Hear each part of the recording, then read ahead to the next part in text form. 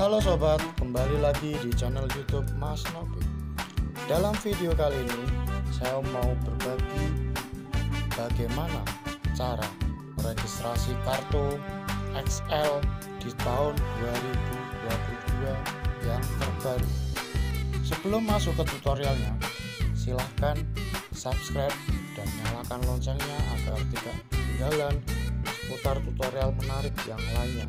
Bagi yang sudah subscribe, saya doakan semoga sehat selalu dan lancar rezekinya, dan terima kasih. Langsung saja kita masuk ke tutorialnya. Silahkan masuk di pesan atau masuk di kosan. Cari dulu kawan-kawan, ini SMS-nya yang saya taruh di mana ini. Ngirimnya ke 4 kali, dan di awal itu kalian ketik aja daftar spasi nomor NIK pager nomor KK pager kemudian kirim.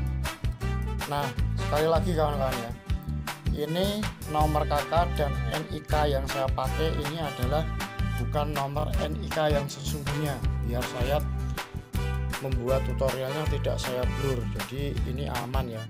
Contohnya seperti ini, apabila sudah berhasil, nanti ada tulisannya, jawabannya selamat, nomor kartu Anda sudah berhasil diregistrasi.